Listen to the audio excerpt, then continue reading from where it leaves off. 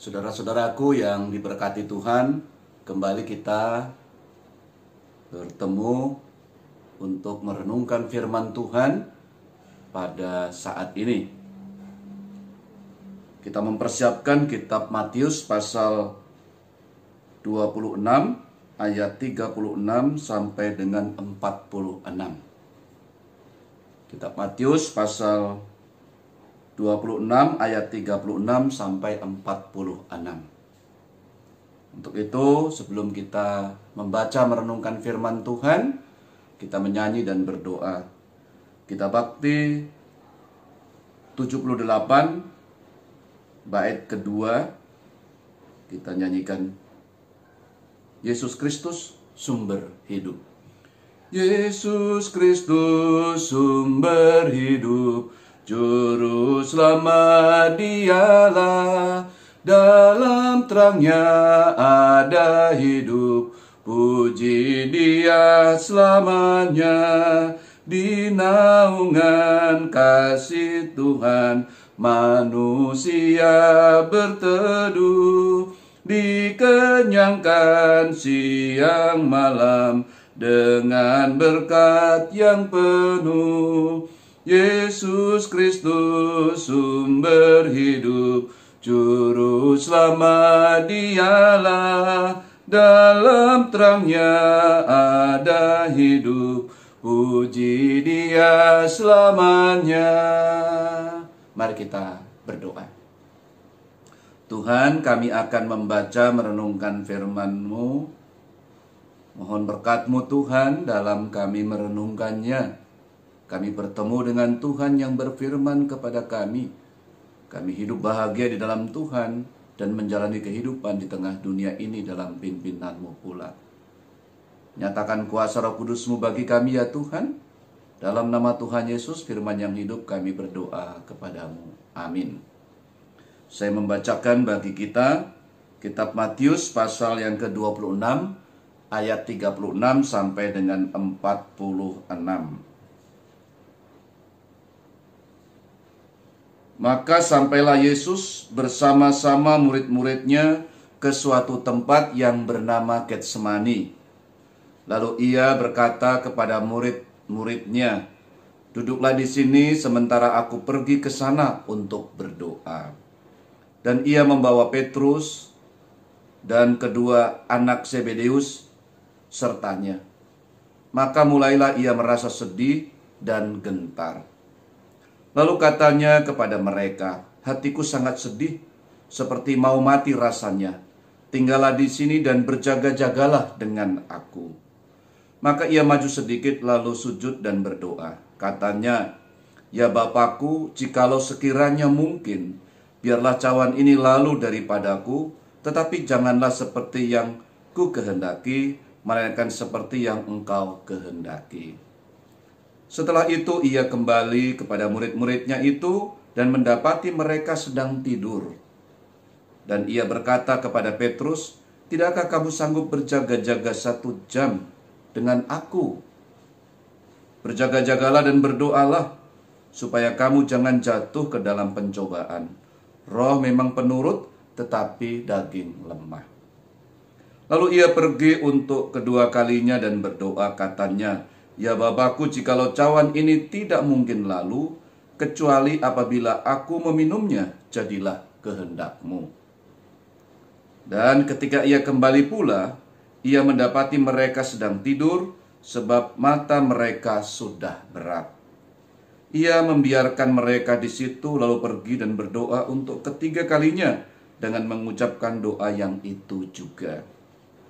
Sesudah itu ia datang kepada murid-muridnya dan berkata kepada mereka, "Tidurlah sekarang dan istirahatlah.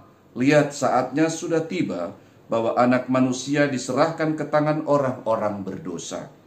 Bangunlah, marilah kita pergi. Dia yang menyerahkan aku sudah dekat."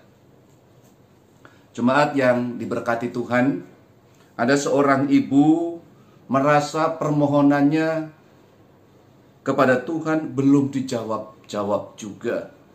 Padahal ia sudah bertahun-tahun memohon kepada Tuhan. Karena itu ia pun datang kepada pendetanya. Sang pendeta coba memahami apa yang ibu ini alami. Lalu ia juga memberikan jawaban begini. Mungkin saja Tuhan sudah menjawab permohonan ibu, tetapi ibu tidak mengerti bahwa Tuhan sudah menjawabmu. Nah, pernyataan pendeta ini mengantar kita untuk memahami bahwa permohonan dan doa kita itu bisa terjadi, ya, bisa terjadi sudah dijawab Tuhan. Namun jawabannya tidak sesuai dengan keinginan kita. Tetapi juga karena kita tidak cerdas, ya, tidak terlatih untuk memahami bahwa Tuhan sedang memberkati kita, menuntun kita sesuai dengan hikmat dan kehendak-Nya. Sebelum kita meminta pun, Tuhan tahu kebutuhan anak-anak-Nya, kan? Saudara-saudaraku yang diberkati Tuhan, Tuhan Yesus berdoa. Ia menyampaikan permohonan. Kalau bisa dia tidak meminum cawan, atau dia tidak menderita di kayu salib. Lalu dia mengatakan juga bahwa bukan kehendak dia yang harusnya berlaku, tetapi kehendak Bapa.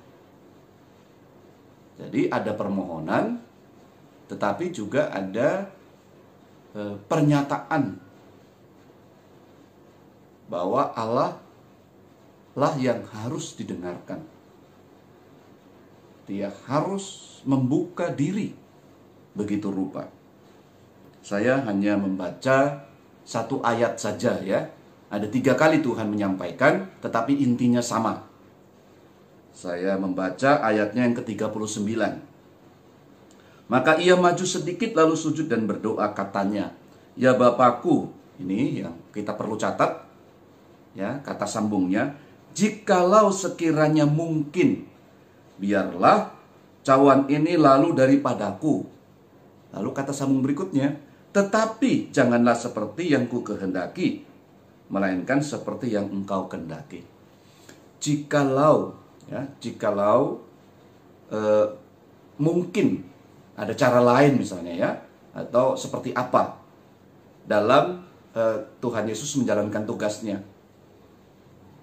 Mungkin tidak harus melalui jalan salib, bisa cara lain. Nah, kalau mungkin seperti itu. Tetapi Tuhan adalah sumber hikmat, sumber hidup. Karena itu dia mengatakan, tetapi, ya, janganlah seperti yang ku kehendaki. Yesus sebagai manusia yang memang hadir untuk menyelamatkan, dia berkata kepada Tuhan, kepada Bapanya, bahwa tetapi janganlah seperti yang ku kehendaki, ya, segala keinginan atau sudut pandang, melainkan seperti yang engkau kehendaki. Nah, ini dia. Jadi catatan kita bahwa dia menyampaikan 3 kali. Itu menyatakan bahwa doa itu perlu ketekunan. Nah, ibu tadi bukan tekun sebenarnya. Dia hanya meminta terus. Tekun itu seperti seorang murid yang belajar, kalau salah dia mengevaluasi kesalahannya dan memperbaikinya. Nah, kalau itu betul, itu namanya tekun.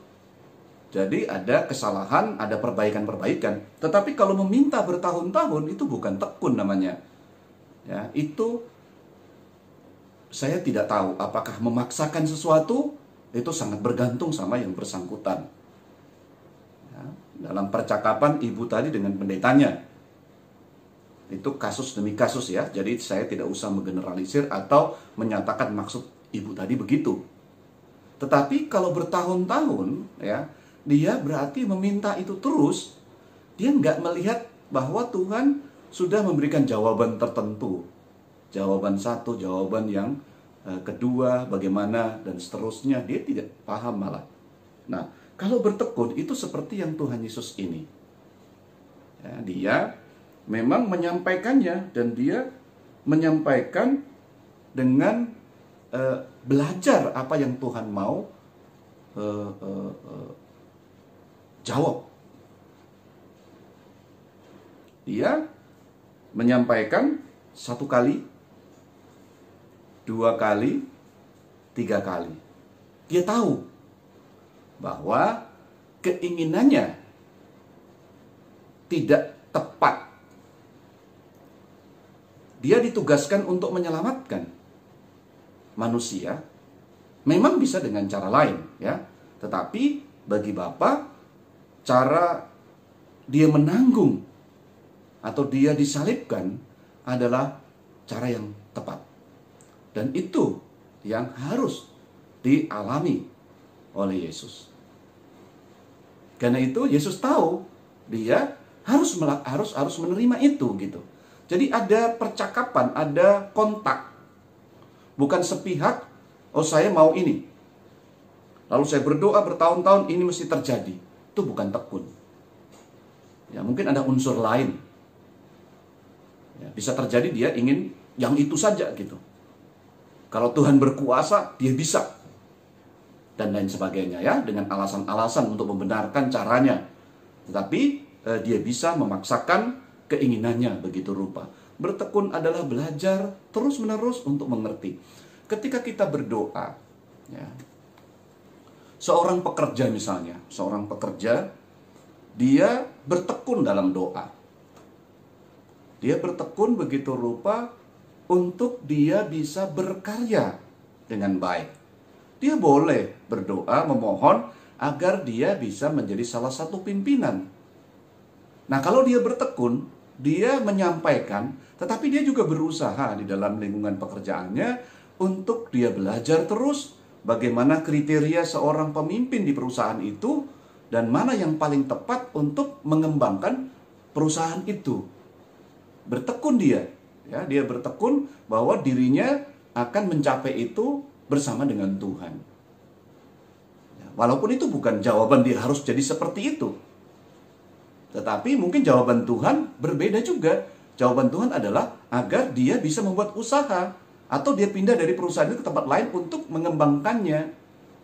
Dan lebih berprestasi, lebih berguna bisa juga.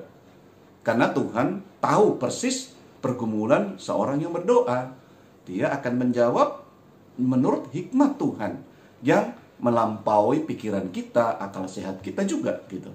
Tetapi Tuhan membuat kita begitu rupa rendah hati dan berserah penuh kepada Dia. Nah, ini dia. Jadi ketekunan itulah jadi yang mau dikatakan di sini. Itu hal yang penting sekali.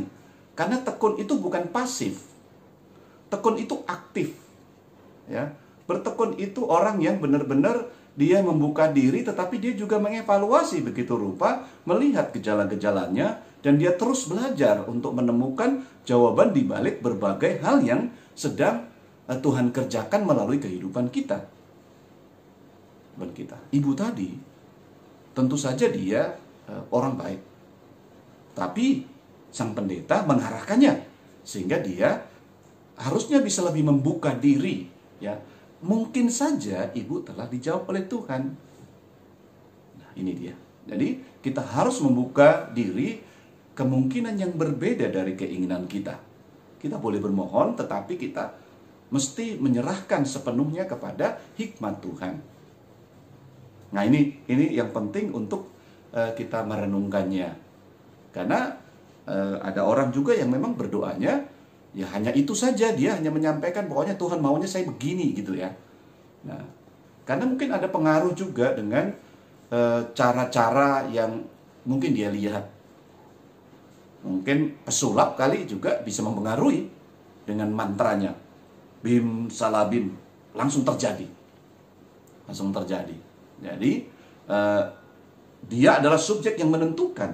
Ya. Dia yang harus begini, harus begitu. Jadi dia memaksakan begitu rupa. Bisa saja pengaruh seperti ini berlaku, tetapi doa tidak begitu. Doa dibutuhkan ketekunan, dan Allah bekerja untuk membimbing kita, untuk kita semakin dewasa di dalam kehidupan ini. Sehingga mungkin yang kita minta hanya sedikit, tetapi Tuhan justru memberikan kita kedewasaan penuh. Semakin kita matang, semakin kita dewasa, kita tidak tahu ya bahwa kita mintanya satu, dia memberikan 5.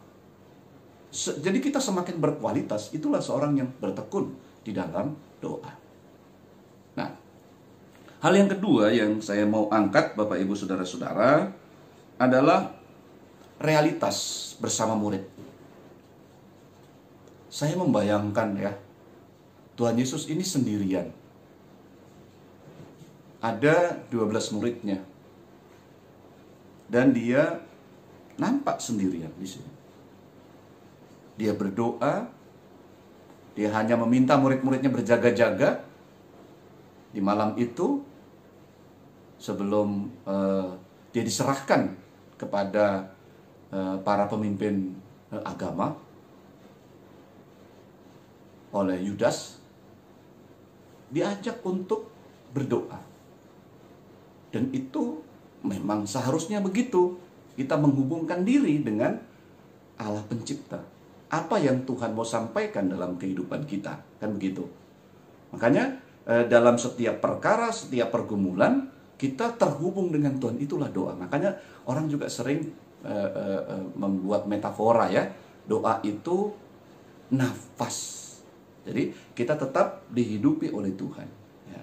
Jadi kita selalu terhubung dengan Tuhan, itulah maka disebut nafas ya. Ini metafora saja, maksudnya adalah agar kita terhubung terus dengan Tuhan dalam berbagai hal, dalam berbagai peristiwa. Nah, Tuhan Yesus mau memasuki jalan salib. Dia sudah tahu, begitu dia masuk Yerusalem, dia jalannya adalah jalan salib. Dan dia memasukinya karena itu tugasnya. Tetapi kini dia berdoa, Tuhan, apa memang seperti ini dan saya siap untuk menjalankannya. Ini berat tetapi saya mau melakukannya. Seperti itu. Jadi Tuhan Yesus benar-benar mau untuk menjalaninya. Dia sendiri ditinggalkan murid-murid. Bisa dibayangkan ya, perasaannya, tekanan-tekanan psikisnya. Kalau begitu, apakah komunitas itu merupakan tempat yang utama atau segala-galanya? Ini jawabannya. Tidak. Yang segala-galanya adalah Tuhan, Bapa kita. Dia yang benar-benar kepadanya kita bermohon. Terkadang kita mengandalkan anak yang kedua atau pertama atau ketiga ya. Karena mungkin dia punya kemampuan tertentu. Kita bisa mengandalkan dia gitu. Saya sebagai seorang bapak, saya punya 2 anak. Saya bisa cenderung ke situ gitu. Atau saya di sebuah jemaat memimpin jemaat, saya bisa mengandalkan seseorang atau 2 orang atau 3 orang.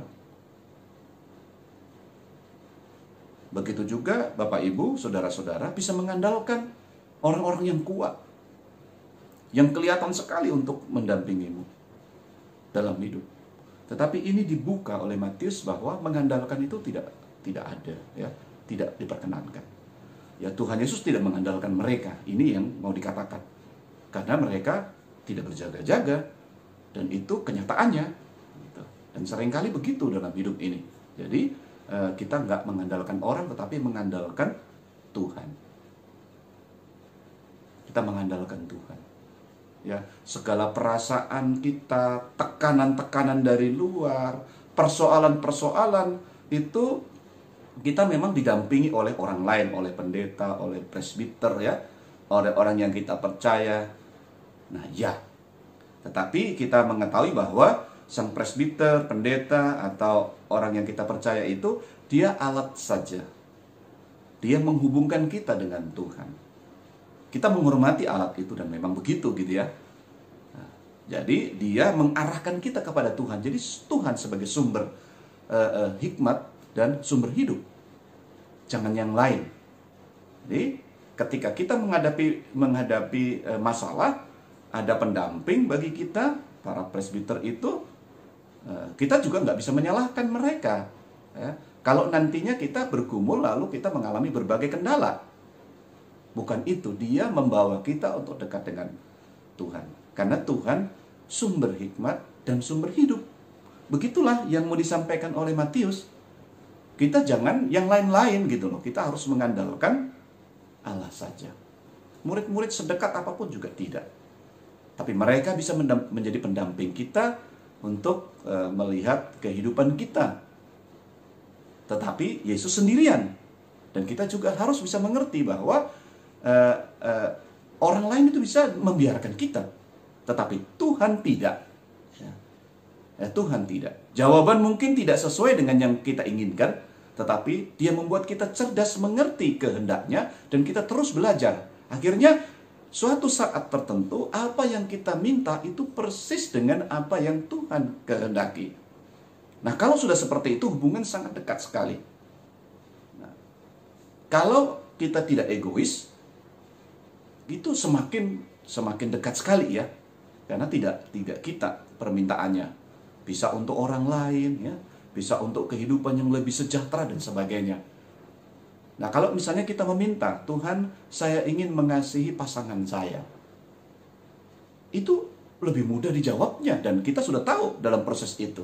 Tetapi kalau kita hanya, ini kenapa pasangan saya seperti ini? Harusnya begini dan sebagainya.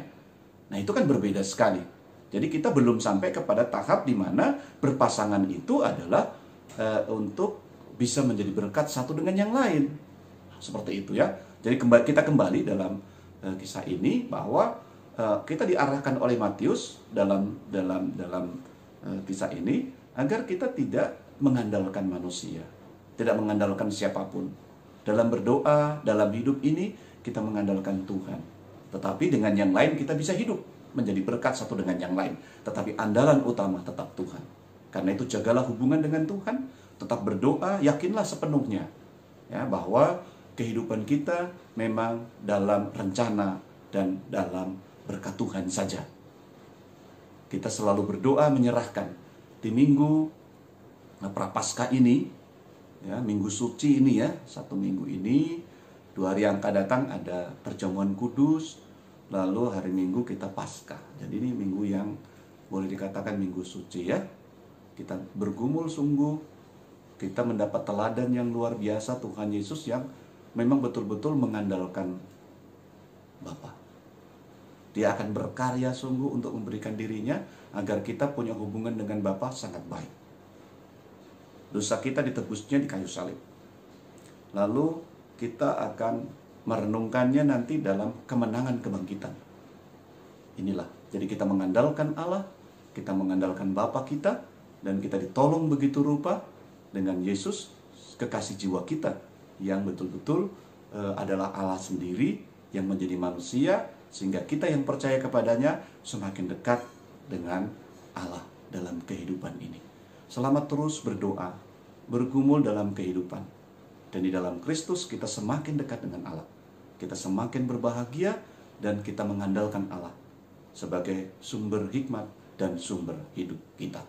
Teruslah mengandalkan Dia, karena Dia mau menyelamatkanmu, Dia mau membawamu kepada kehidupan yang lebih baik. Selamat merenungkan kehidupan di dalam Tuhan dan terus berdoa di dalam Tuhan pula. Terpujilah namanya. Amin. Kita kembali memuji Tuhan dari dari Gita Bakti 78 baitnya yang kelima. Yesus Kristus sumber hidup, juru selamat Dialah, dalam terangnya ada hidup, puji Dia selamanya. Utus kami juru selamat, menyebarkan kasih-Mu, agar dunia kan mengaku sumber hidup Engkaulah Yesus Kristus sumber hidup, Juru Selamat Dialah, dalam terangnya ada hidup, puji Dia selamanya. Mari kita berdoa. Tuhan, terima kasih kami merenungkan firman-Mu agar kami bertekun dalam doa, dan Engkau segala-galanya dalam hidup kami. Kami dapat berpersekutuan, berkomunitas, membangun kehidupan bersama, tetapi kami tidak mengandalkan siapapun. Sedekat apapun mereka adalah pendamping kami. Kami terus menjalani hubungan yang dekat dengan Tuhan. Dan melalui Yesus yang mau mati bagi kami, yang mau menebus dosa kami, maka hubungan dengan Allah akan benar-benar terjalin kembali. Itulah yang akan kami jalani dalam masa-masa sengsara ini dan memasuki Jumat Agung kematian Tuhan, serta kami menang mengatasi permasalahan di dalam Tuhan sumber hidup itu, mengalahkan segala kuasa dosa dan menuju kehidupan di dalam Tuhan saja. Kami bahagia karena jaminan kemenangan di dalam kebangkitan yang akan kami rayakan pula pada hari Minggu ini. Dan Engkau memberikan tubuh dan darah-Mu, membuat kami tertebus dan kami boleh punya hubungan kembali yang baik dengan Allah. Karena kami selalu mengandalkan karya keselamatan ini, dan kami semakin rendah hati terus memuji membesarkan nama-Mu. Mohon berkat-Mu Tuhan untuk kesiapan kami.